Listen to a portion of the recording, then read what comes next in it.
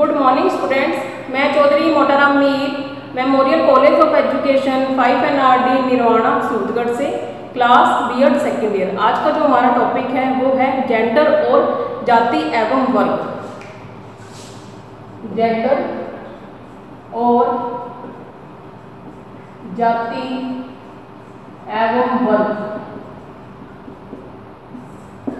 इसके अंतर्गत हम जाति और वर्ग के बारे में चर्चा करेंगे। तो स्टार्ट करते हैं। जो हमारा ये भारतीय समाज है उसमें विभिन्न प्रकार के पूर्वाग्रह तथा रूढ़िवादी जो धारणाएं हैं उनका प्रचलन है। जो प्रमुख धारणाएं हैं वो निम्नलिखित है। जो पहली धारणा है वो तो है जाति संबंधी पूर्वाग्रह एवं रूढ़िवादी धारणाओं की समालोचना, निष्पक्षता तथा समानता। और जो सेकंड नंबर पे है वो है वर्ग संबंधी पूर्वाग्रह एवं रूढ़िवादी धारणाओं की समालोचना, निष्पक्षता तथा समानता। तो जो पहली है वो है जाति संबंधी पूर्वाग्रह एवं रूढ़िवादी धारणाओं की समालोचना,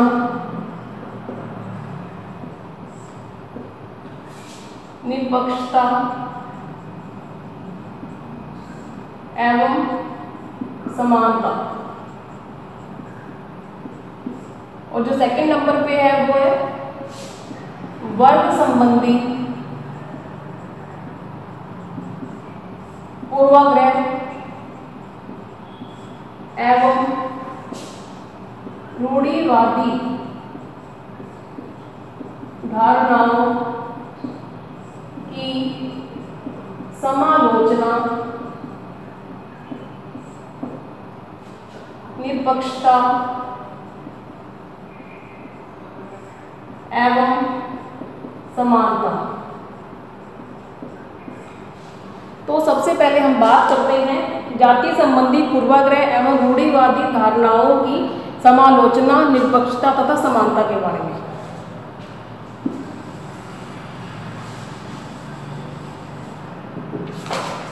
अब जो हमारा भारतीय समाज है उसमें जाति संबंधी विभिन्न प्रकार के पूर्वाग्रह तथा रूढ़िवादी जो धारणाएं हैं वो देखने को मिलती है।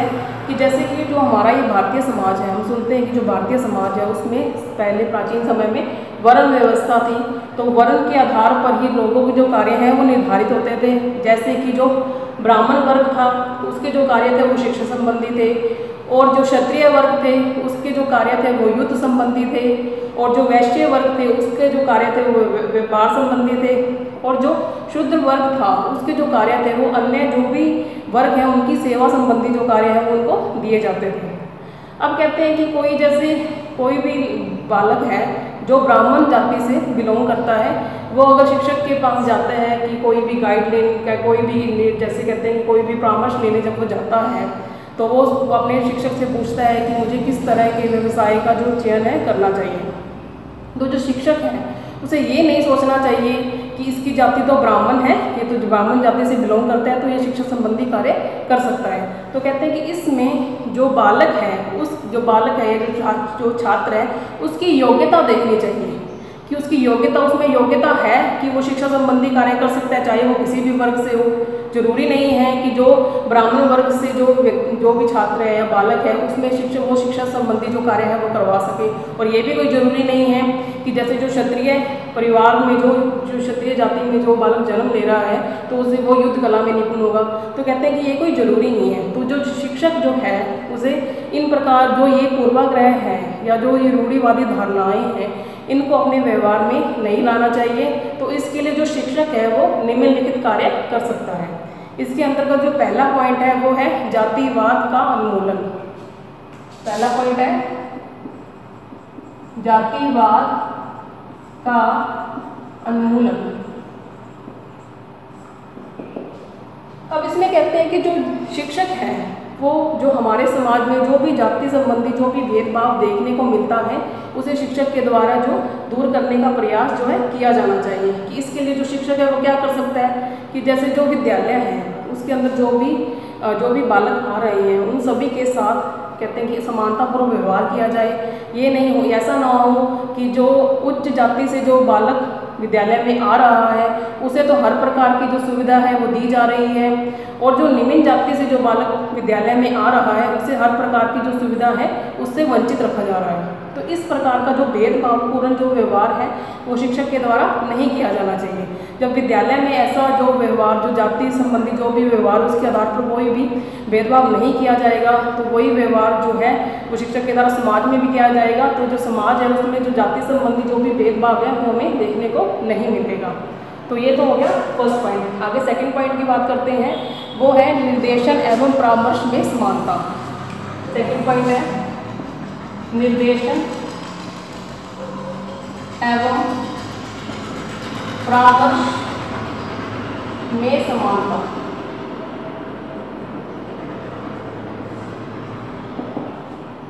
अब इसमें कहते हैं कि जो भी शिक्षक जो है वो विभिन्न प्रकार के जो पूर्वाग्रह है या रूढ़िवादी जो धारणाएं हैं उसे दूर करने का जो प्रयास है वो शिक्षक के द्वारा किया जाना चाहिए। तो कहते हैं कि जो शिक्षक है उसके पास जब भी कोई छात्र परामर्श या निर्देशन के लिए आता है तो जो शिक्षक है उसे ये नहीं सोचना चाहिए कि इसकी जाति ये है तो ये वही वाला कार्य कर सकते हैं, जाति के आधार पर जो कार्य है वो कर सकता है। तो कहते हैं कि जो उसको निर्देशन और परामर्श जो दिया जा रहा है वो बालक के अंदर जो भी उसकी योग्यता है, जो भी उसकी अभिरुचि है उसके आधार पर दिया जाना चाहिए, ना कि उसकी जाति है उसके आधार पर जो उसको निर्देशन या परामर्श जो दिया जा रहा है उसकी जाति के आधार पर जो है वो नहीं दिया जाना चाहिए। इससे क्या होता है कि जो प्रत्येक छात्र है उसको अपनी योग्यता जो उसके अंदर है या जो अभिरुचि उसकी जिस क्षेत्र में अभिरुचि उससे संबंधित उसको निर्देशन जो और परामर्श जो है वो शिक्षक के द्वारा से प्राप्त होगा। तो कहते हैं कि जो शिक्षक है उसे जब भी वो निर्देशन या परामर्श दे रहा है तो उसे समानतापूर्ण व्यवहार करना चाहिए, किसी भी प्रकार का जो जाति के आधार पर जो भेदभाव है वो नहीं करना चाहिए। तो ये तो होगा सेकंड पॉइंट। आगे जो थर्ड पॉइंट है वो है अस्पृश्यता का उन्मूलन।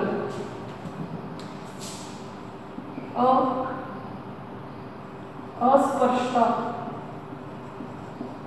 का उन्मूलन। अब कहते हैं कि जो हमारा ये समाज है उसमें जो अस्पृश्यता का जो उन्मूलन है वो किया जा चुका है कि जैसे जो महात्मा गांधी थे उन्होंने इससे संबंधित कई प्रकार के जो संघर्ष है वो किए गए हैं, परंतु आज भी जो हमारा ये भारतीय समाज है उसमें जो विभिन्न क्षेत्र हैं उसमें जो अस्पृश्यता का जो उन्मूलन है वो नहीं हुआ है।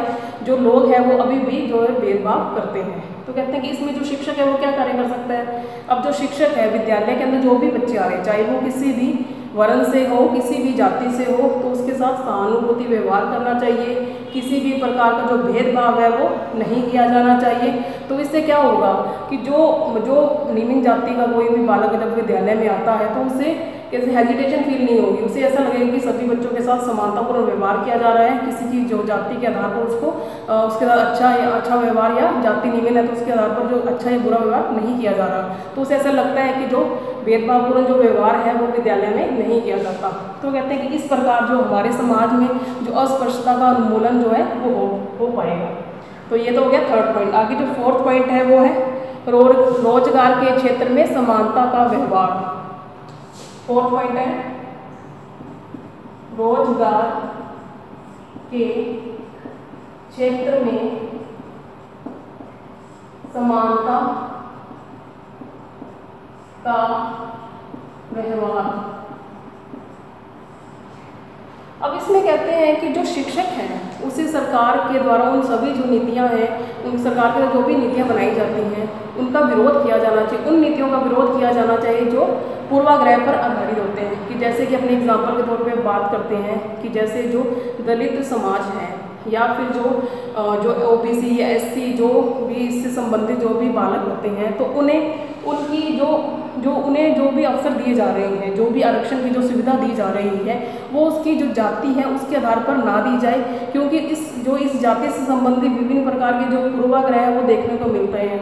कि जैसे कहते हैं कि जो भी कार्य है, जब भी किसी बालक को जो भी नौकरी दी जा रही है, जो भी कार्य करने को दिया जा रहा है उसकी योग्यता के आधार पर दी जानी चाहिए, ना कि उसके जो जाति है उसके आधार पर दिया जाना चाहिए। तो कहते हैं जो शिक्षक है उसके द्वारा सरकार की उन सभी नीतियों का विरोध किया जाना चाहिए जो पूर्वाग्रह पर आधारित है।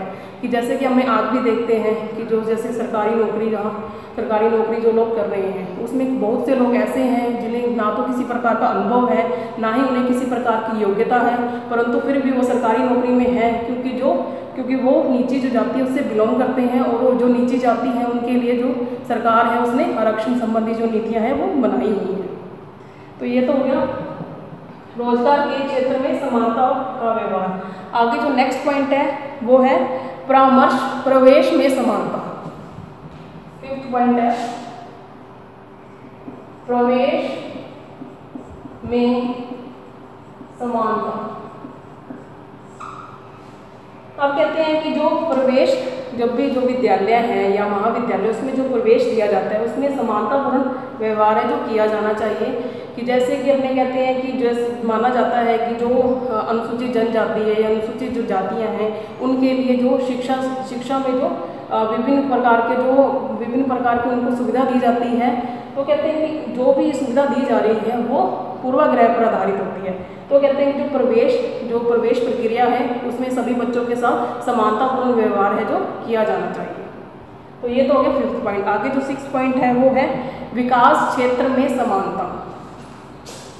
सिक्स पॉइंट है विकास क्षेत्र में समानता। अब इसमें कहते हैं कि जो विकास का जो क्षेत्र है उसमें भी समानतापूर्ण व्यवहार किया जाना चाहिए। जो जातिवाद जो पूर्वाग्रह है उसके आधार पर जो विकास का क्षेत्र है उसमें असमानतापूर्ण व्यवहार नहीं किया जाना चाहिए। अब इसमें कहते हैं कि जैसे कि जो अब मानते हैं कि जैसे जो दलित वर्ग के जो लोग हैं कहते हैं कि उनके बारे में बोला जाता है कि उनके पास किसी भी प्रकार का धन नहीं होता, तो उसकी जो सरकार है उसकी तरफ से उसको आर्थिक सहायता दी जाती है। परंतु कई जगह पर अपने ऐसे देखते हैं जो होता तो ओबीसी है या एससी से होता है व्यक्ति, परंतु उसके पास जो उसका बैंक बैलेंस है वो बहुत ही अच्छा होता है। बस ये होता तो कहते हैं कि जो विकास का जो क्षेत्र है जो विकास किया जा रहा है उसमें सभी के साथ समानतापूर्ण जो व्यवहार है वो किया जाना चाहिए। ये तो हो गया सिक्स पॉइंट। आगे जो सेवन्थ पॉइंट है वो है मूल्यांकन में समानता। सेवन्थ पॉइंट है मूल्यांकन में समानता।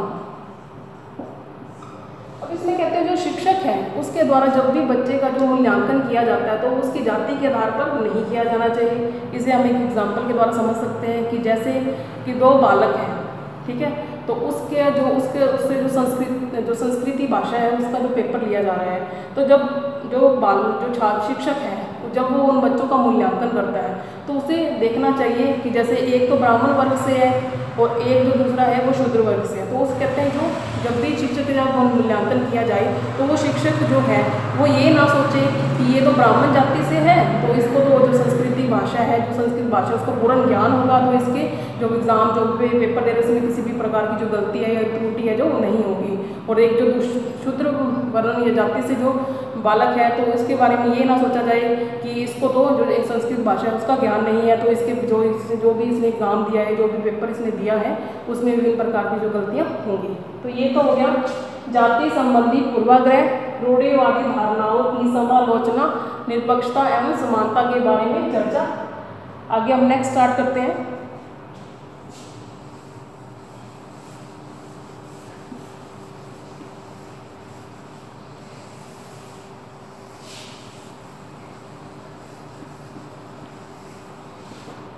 नेक्स्ट है वो था वर्ग संबंधी पूर्वाग्रह एवं रूढ़िवादी धारणाओं की समालोचना, निष्पक्षता तथा समानता।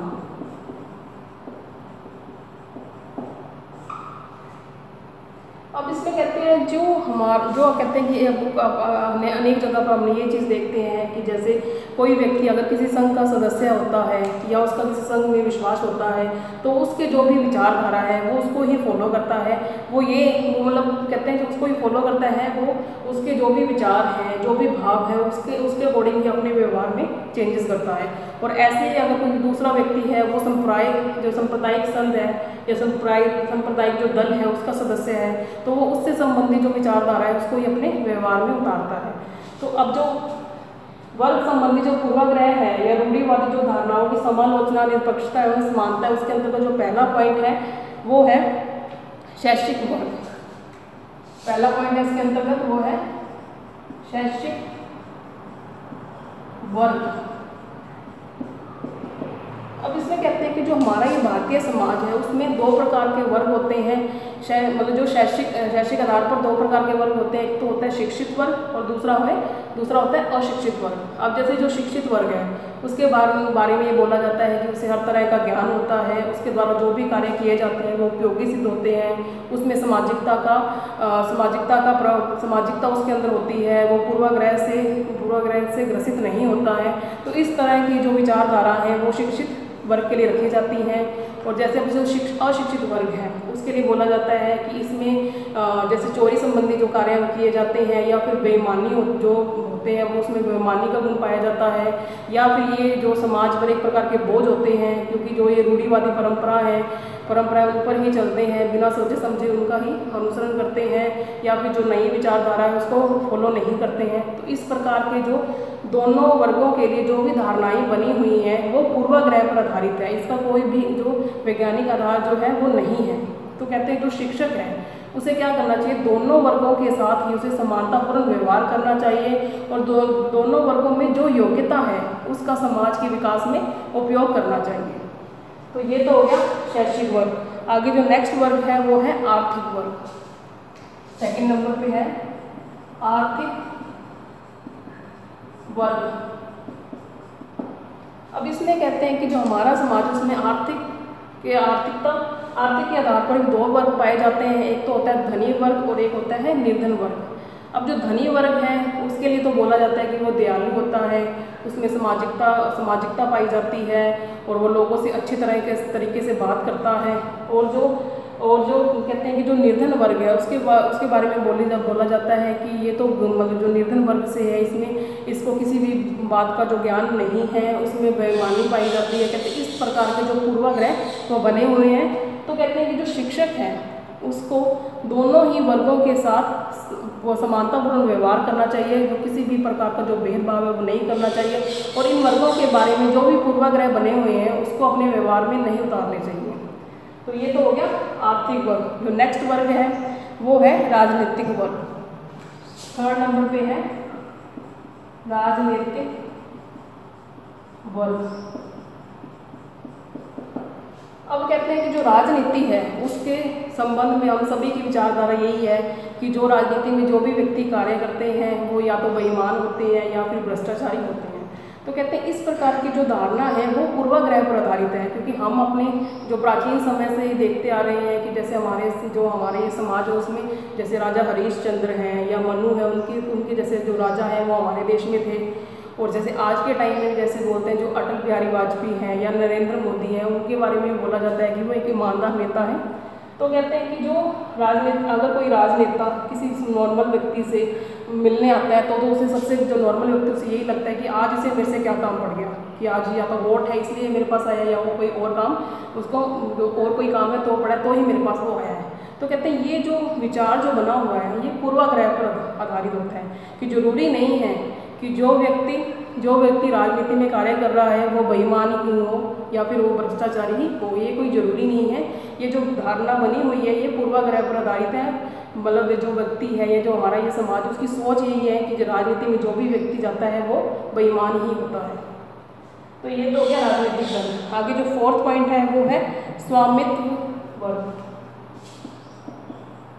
स्वामित्व वर्ग।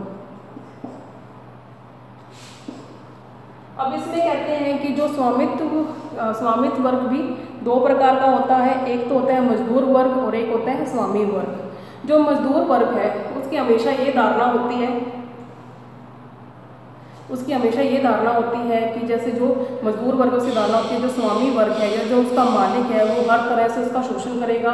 और जो स्वामी वर्ग है वो ये सोचता है कि जो मजदूर है वो कामचोर होता है, उसको जो भी कार्य दिया जाता है तो वो उसको मतलब प्रॉपर तरीके से नहीं करता, आराम धीरे धीरे करने की कोशिश करता है।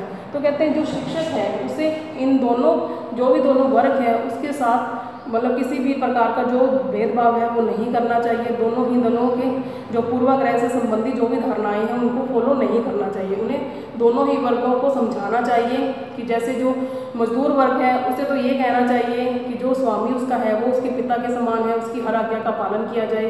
और जो स्वामी वर्ग है उसे ये समझाया जाता है कि जो मजदूर वर्ग है वो उसके पुत्र के समान है, उसकी सारी जो भी सुविधाएँ हैं उसका ध्यान उसे रखा जाए। तो ये तो हो गया स्वामित्व वर्ग। आगे जो नेक्स्ट है वो है सामाजिक वर्ग। 5th नंबर पे है सामाजिक वर्ग।